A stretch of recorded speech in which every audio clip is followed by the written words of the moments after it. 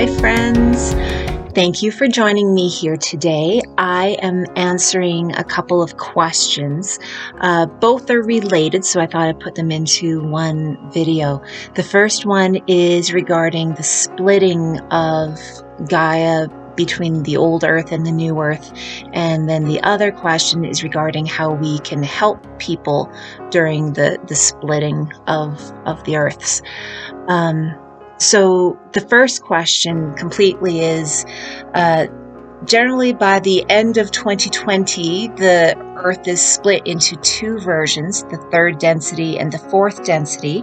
So do people on one version of the Earth experience death of the others? Do they disappear? How does everyone interact with each other? How can everyone have different experiences of the financial system, education system, and all of that stuff? So let's go into that one first. It's a really good question. It's really misunderstood. Well, first thing, Gaia has already created her new fifth dimensional self. New Earth has been created. It is done. It's sitting there ready to go. She's actually been done for a while now. So you can think of her as a raw diamond or a raw crystal. It is our job to sculpt her and transform her into whatever shape of a diamond or crystal we want. That's going to be based in love. So this then means that there is an old Earth and a new Earth, and this in-between zone. So the old Earth, it's very obvious, very familiar, and we can slide right back into that very easily. So we got to be careful with that, for one thing. New Earth, we can only experience brief glimpses of New Earth because our vibration is not high enough to maintain that level of vibratory rate. We can get glimpses of 5D Earth in meditations or when we're really connected to our heart center. But again, that's only for a few seconds, maybe a few minutes for some people. For the most part, those of us who have chosen to ascend and are on the ascension path are in that in-between space between the two Earths. I call it the echo. It's a place where we can easily remember what was, and it takes control for us to create what will be new. So we are allowing ourselves to be pulled back and forth. We are getting lazy with our thoughts and then falling back into a low vibration and then catch ourselves and pull ourselves back towards the high vibration, which is very exhausting and uncomfortable. Now, the actual flipping of the switch where we fully embrace our highlight frequency is not for a long time yet. Anywhere between 5 years to 15 years. Like we're talking, and I think it's closer to the 15-year mark myself, depending upon where our primary timeline is. An actual year will never be given by any love and light being because it not only goes against our free will, but the primary timeline is always shifting. So there is no finite date, no finite year. There are goal years and primary probabilities, but that's it. So anyone who's saying it's happening sooner than that, they're coming at it from a place where they're getting incorrect information, because we are not even close to being able to handle the high vibration required for being in New Earth all the time. Like I said, we can get glimpses and glimmers and images and visions, but that is about it. Nothing more than just a few divine seconds is all our bodies can handle right now. Until you are in a state of pure allowing and pure love every single second, you cannot handle being on fifth dimensional Earth. So this in-between place, and for the next several years, this is where we learn to fine-tune ourselves. We have a choice where we are at in this echo place to vibrate faster or slower on every single topic, every single circumstance, every single breath we take, anything that happens to us. We have a choice as to how to behave and interpret what we do. Now, that is not easy. I know that. That's overriding our old selves is difficult. We're going against everything we've been taught, everything that's in our cellular structure. Like it's deeply ingrained. That's why it's taking so long to vibrate faster. We need time to readjust and rethink everything about ourselves. And that takes years. So enjoy the journey while you learn how to fine-tune yourself. Regarding the financial systems and educations and all of that stuff, well, now that it is understood that it won't be 5-dimensional new Earth anytime soon. So obviously, we're not going to be trying to cohabitate our high dimensional aspects with the low dimensional aspect. So that really kind of changes how you look at things. Until we are really into our 5-dimensional selves and fully embracing it, we are going to be experiencing whatever old Earth experiences and whatever old Earth creates. We're going to be right there with it, seeing it, living it, having it in our existence. But we have a choice as to how it is going to affect us. Old Earth inhabitants will feel victim to their circumstances. Like really, they'll just be, woe is me, look at what's happening to me, help me kind of thing.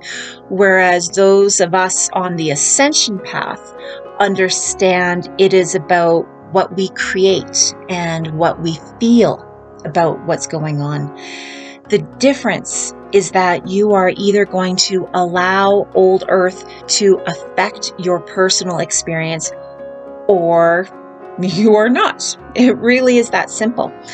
No matter what old Earth and those on old Earth throw at us, it is up to us to take control of our thoughts, control of our power, and create beauty out of it.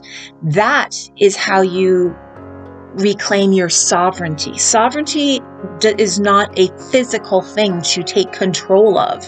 Sovereignty is taking control of your heart, self, and your mind. It's taking control and your power back.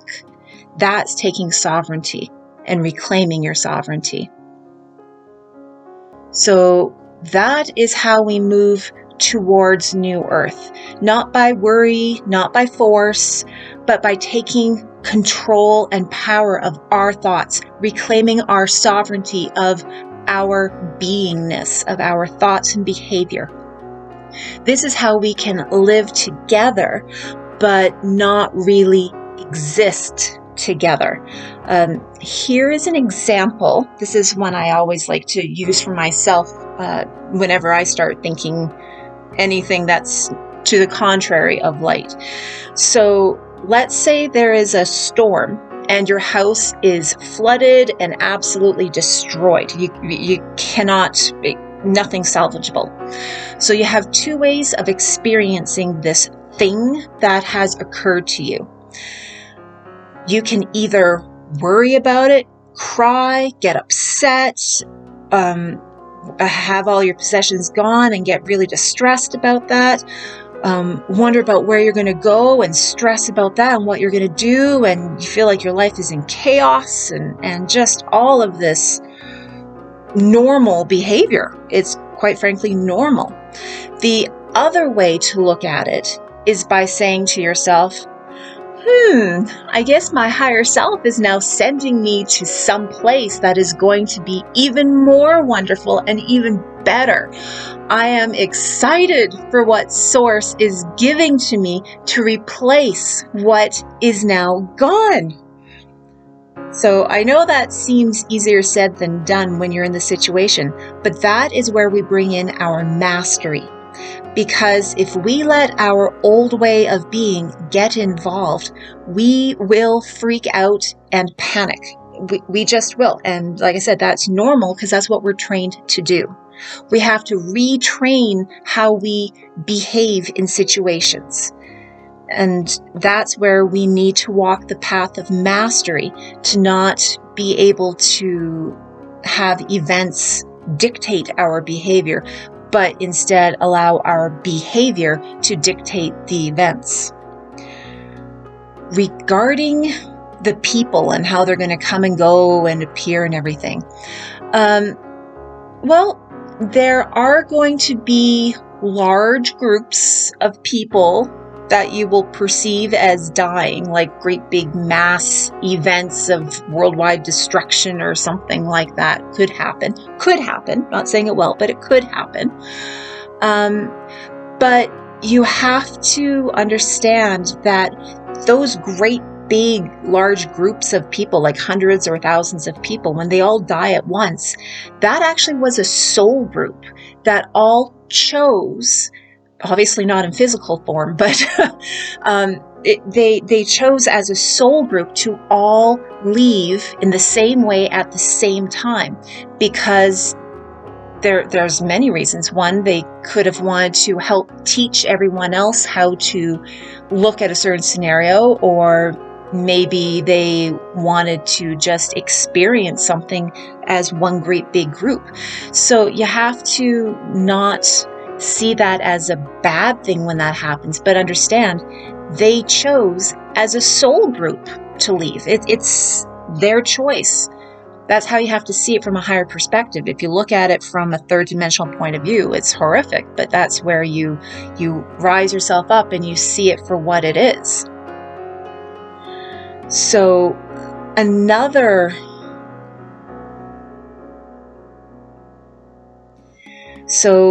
you have to ask yourself if you are going to be paying attention to what's going on in the world around you, and really anything outside of your specific little world. Because I know I live in a little bubble. I have no clue what's going on around me anywhere at any time. And I love my little bubble. For the longest time, I had no idea that things were in lockdown. I didn't know that stores had special hours. I had no idea.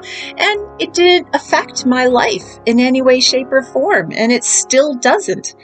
So you have to really ask yourself why you're paying attention to things that are outside of your bubble. Why are you bringing them into your bubble?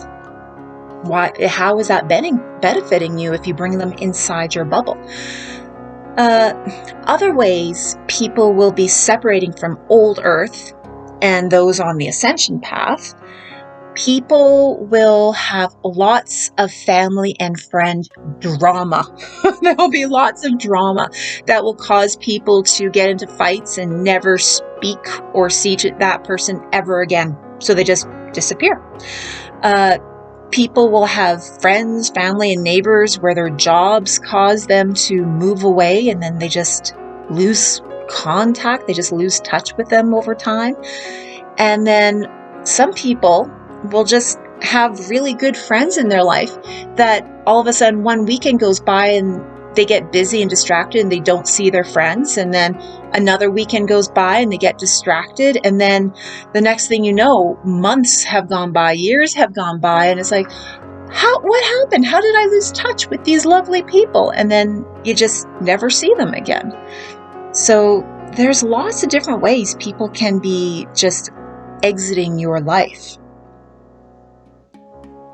Then you will start noticing more people will be entering your life that are actually very similar to you.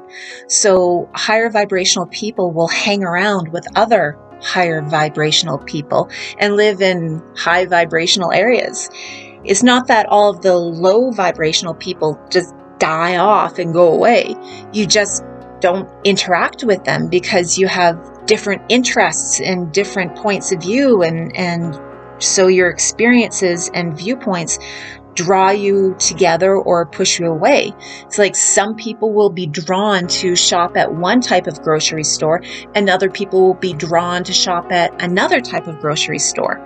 And those people's experiences don't overlap and don't intersect, yet they're still on the same plane of existence. They're just not interacting with each other anymore. So everything I've discussed is how things will play out over the next 15 years or so. You've got to get comfortable with seeing things happen around you. We are in a transition phase. Things will go well for you if you allow it. People are creating what they expect to see during this transition phase. Most people see this transition phase as the end of times, like dun dun dun, scary, horrible end of the world times. So they are going to be getting end of time scenarios playing out in their lives. And for me personally, I actually see it as the beginning of new times. So I expect to see amazing things being created and happening all around me in my life, because I know this is the beginning of something new. I am actually excited for the next 15 years. New things are just going to be experienced, and I am super excited, and I hope you are too. It's because that's the direction I'm pointed. I'm pointed towards the new beginnings. That's where I'm going. Or you could direct yourself and look back and see what's ending. That's why the Arcturians and Pleiadians say, like, focus upon new earth. It's because that's what you will create in your life, is the beginnings of new things. And you won't be worried about the ending of old things. Regarding what happens after the transitional phase, that's something I just cannot explain at this point. I am not being given any images of what New Earth, fifth dimensional Gaia looks like that can be put into words. As of right now, all that is being shown are colors and vibrations and feelings. Maybe in time I will be given information on New Earth and what happens with our contact with Old Earth, but for right now, I'm just being given a block that will not provide me any information other than a general feeling from my light family saying, why does that even matter to you? Why are you even caring about that? You have other stuff to do right now. It's not relevant. So they're really just kind of shutting down that aspect, saying that's not important. Don't even worry about it. It's my personal general feeling that we won't even remember to think about Old Earth because it's a lower vibration. But that's all I can tell you about that. So now going into the other question, which is how to help during this time frame of this transition phase. So are we able to help people with food and shelter and all of that stuff? Because if we're focused upon creating the new, how can we help people in when they're going through the old? So that's a really good question, and it's something that really is going to take a lot of self-contemplation. It really is. So let's look at this from the viewpoint of during this splitting, during this transition phase for the next 15 years or so. This is, like I said, a very personal experience. Giving is such an amazing and beautiful thing.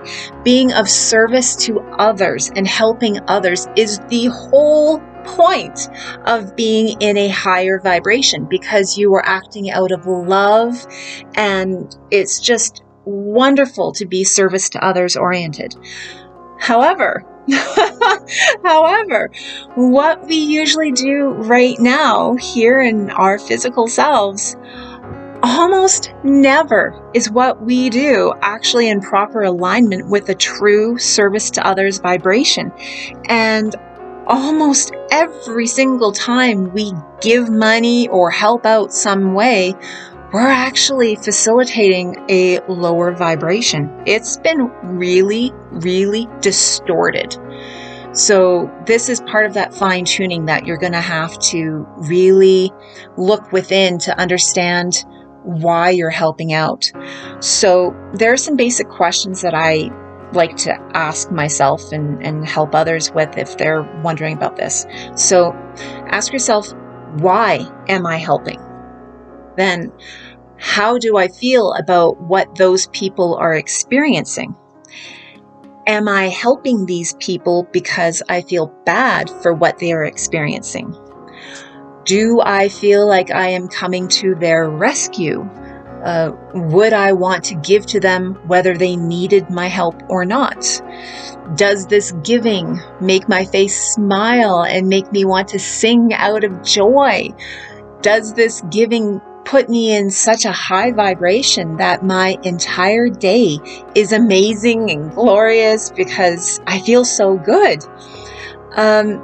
So those are really some key questions, because some of them will show that you are looking at it from a low vibration point, and others are you're looking at it from a high vibration point. For the most part, we're almost always looking at something and going, oh, I feel bad for them for what they're experiencing. Well, that's a low vibration. That's a low vibration. And I guarantee you, almost everybody gives and helps because they feel bad for what someone else is going through. And that's not the right vibration to be doing this out of. So basically, a rule of thumb that I use is, if you can look at it and say, ooh, that would be fun to help with that, then I know I am coming from a high, loving place vibrationally. If I look at it and say, oh no, they need my help, then I know I am not coming at it from the right place. Because when you say, oh no, that actually equals a lack mentality, which is a low vibrational expression. So it's a really fine line. It's really tricky. That's why everyone is going to have to look at this themselves. All about, like, really look within to see why are you doing it. Because I gave and gave and gave and gave to tons and tons and tons of charities and helped and helped and helped. And then I realized I'm doing this because I feel bad for what they're experiencing. And that's not doing anyone any good. That's just facilitating and feeding into that, oh no, poor them mentality. I'm actually contributing energy to that and making that grow. So you have to really alter how you see things. Now, when you look at it from after the split, when you are fully and completely in your fifth dimensional body, when we hold that high vibration of love, nobody will see anything as a problem, but instead of ways to learn and enjoy, have fun, and experience love, there will be no problems that we define them as, only experiences. And people will facilitate in the experiences of others with love and enjoyment. Like the example that I gave with the flood and your house getting destroyed. They're not going to see that as a problem. They'll go, I wonder what source is going to give to me now. And then maybe friends and neighbors are like, hey, this will be a fun thing to do. Let's build a house. And they'll see it from this fun aspect. They're not seeing it from the, oh no, my friend, my family is having a hard time. I have to help them. It's a completely different way of experiencing things. So it's, again, that's where we need these years. We need this transition phase to readjust and fine tune our interpretation of our behavior and how to flip into a loving perspective instead of a trying to save everybody low vibration perspective. So those are the 2 questions. I hope that they helped everybody a little bit. And if you have any more on this topic, feel free to put them in the comments below. And I'll have more videos coming out over the next couple days to answer some of the other questions I've gotten. So, love you all. Have a great day.